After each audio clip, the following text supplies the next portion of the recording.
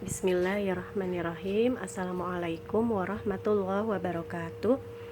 Anak-anak soleha, bagaimana kabarnya? Semoga anak-anak semua selalu dalam keadaan sehat walafiat, senantiasa dalam perlindungan dan kasih sayang Allah. Amin ya rabbal alamin. Anak-anak, kita lanjutkan pembelajaran tematik kita. Anak-anak bisa dibuka dulu ya nak, buku tematik 5C-nya halaman 96. Nah, di halaman 96 ini anak-anak bisa melihat di sana ada gambar organ pencernaan pada manusia. Afwan, mohon maaf jika gambar Budiana tidak semirip atau sebagus yang ada di buku ya. Budiana sudah berusaha untuk mirip-miripin gitu ya, tapi alhamdulillah seperti ini. Mudah-mudahan anak-anak tetap bisa memahami gambar yang sudah Budiana buat ya nak. Nah, di sini ada gambar tentang gambar beberapa organ pencernaan manusia. Judulnya sistem pencernaan manusia. Anak-anak tahu apa yang dimaksud dengan sistem? Sistem adalah serangkaian jaringan, ya nak, serangkaian jaringan organ.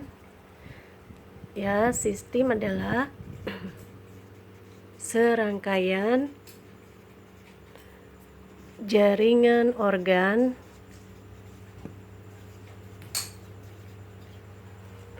pencernaan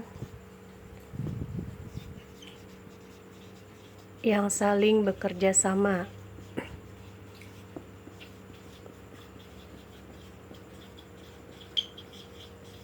Nah, jadi sistem adalah serangkaian jaringan organ pencernaan yang saling bekerja sama untuk mencerna makanan. Nah, sistemnya itu ini ya nak, semuanya adalah sistem. Ya, sistem itu adalah organ-organ yang saling bekerja sama. Ada organ rongga mulut, kemudian ini apa nak? Di sini kerongkongan, kemudian lambung, usus halus, usus besar, dan rektum. Nah, di buku kalian mungkin tidak ada tanda panah seperti ini. Ini Budiana kasih tanda panah agar anak-anak bisa memahaminya lebih jelas lagi. Nanti anak-anak kasih tanda panah ya nak. Nah, yang pertama adalah organ rongga mulut. Nah, yang pertama adalah organ rongga mulut. Nah, nanti anak-anak bisa menuliskan kembali nama-nama organ yang lainnya. Yang pertama organ rongga mulut, ya. Kemudian makanan dikunyah di dalam rongga mulut dengan bantuan gigi dan lidah. Ya, di dalam lidah itu makanan dikunyah dengan bantuan air liur. Nah, sehingga makanan menjadi halus dan mudah untuk ditelan. Kenapa makanan bisa halus dan mudah untuk ditelan? Karena air liur kita mengandung enzim yang namanya enzim amilase. Nah, kemudian setelah makanan ditelan, nah makanan menuju dan terdorong ke dinding kerongkongan. Nah, di dinding kerongkongan ini terjadilah gerakan peristaltik. Ya nak, gerakan peristaltik. Gerakan peristaltik itu gerakan mendorong makanan yang terjadi pada dinding kerongkongan. Nah, nomor 2 ini apa? Nomor 2 berarti kerongkongan. Nanti anak-anak bisa tambahkan apa fungsinya. Ya, anak-anak bisa lihat di buku tematik 5C halaman 12. Kemudian begitu juga dengan rongga mulut, apa fungsinya? Nah, kemudian setelah makanan mengalami gerakan peristaltik, diremas di dinding kerongkongan, makanan akan jatuh menuju ke lambung. Ya nak, makanan akan terdorong dan menuju ke lambung. Nah, di lambung ini makanan melalui proses pencernaan akan dilumat oleh dinding lambung secara kimiawi. Makanan akan dicerna dengan getah lambung. Nah, getah lambung yang mengandung air, asam lambung, dan beberapa enzim yang ada di lambung. Enzim apa yang ada di lambung? Enzim renin, enzim pepsin, dan enzim lipase. Nah, ini adalah organ lambung. Nanti anak-anak bisa tulis fungsinya apa. Nah, kemudian setelah makanan diremas, dihancurkan, dicerna di bagian lambung, makanan akan disalurkan menuju ke usus halus ya nak ya. Makanan akan disalurkan menuju ke usus halus. Makanan dicerna di sini di usus halus. Di dalam usus halus terjadi pencernaan kimiawi dan penyerapan sari-sari makanan. Nah, sari-sari makanan yang tidak masuk di dalam usus halus, yang tidak diserap di dalam usus halus, akan masuk ke dalam usus besar. Nih usus besar. Dan yang ini namanya usus halus. Ya nak, nanti anak-anak bisa tulis apa fungsi dari usus halus. Fungsinya apa? Nah, setelah makanan dicerna di dalam usus halus, sari-sari makanan yang tidak dicerna di dalam usus halus akan disalurkan ke yang namanya usus besar. Ya nak, namanya usus besar. Anak-anak bisa tulis apa fungsinya. Kemudian setelah makanan dicerna di dalam usus besar,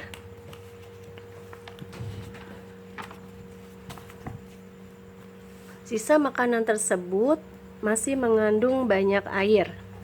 Di dalam usus besar, ya, di dalam usus besar ini Nina, terdapat bakteri, ya. Jadi bakteri itu fungsinya untuk membantu proses pembusukan sisa makanan menjadi feses yang akan dikeluarkan melalui rektum. Nah, bakteri itu namanya apa? Bakteri Escherichia coli. Ya, di dalam usus besar ini makanan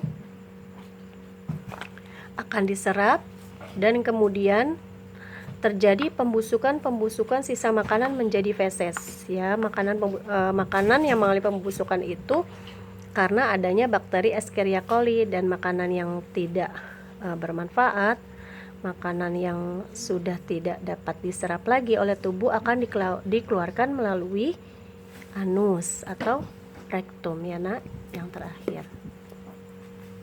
Ini rektum atau anus. Fungsinya anak-anak bisa tambahkan apa fungsinya. Nah, seperti itu ya nak. Jadi ini adalah organ-organ pencernaan. Yang pertama terdiri dari rongga mulut. Di dalam rongga mulut itu terdapat enzim yang bernama enzim amilase yang berfungsi untuk melembutkan makanan sehingga makanan bisa terdorong masuk ke dalam dinding kerongkongan. Nah, di dinding kerongkongan ini terjadinya gerakan peristaltik, yaitu gerakan mendorong makanan. Nah, di sini ini namanya kerongkongan. Anak bisa tulis dan fungsinya apa nanti dilengkapi ya nak. Setelah dari kerongkongan, makanan akan dimasukkan ke dalam lambung. Nah, terjadi peramasan makanan di dalam dinding lambung ini. Dan di lambung ini juga terdapat 3 enzim yang namanya enzim renin, pepsin, dan lipase. Kemudian dari lambung makanan akan Setelah dari lambung, makanan akan dicerna secara kimiawi. Ya, kemudian setelah makanan dicerna di dalam lambung selama 3 sampai 4 jam, makanan akan masuk ke dalam usus halus. Nah, ini namanya usus halus ya, nak. Makanan diserap di dalam usus halus. Di dalam usus halus ini juga terjadi pencernaan kimiawi.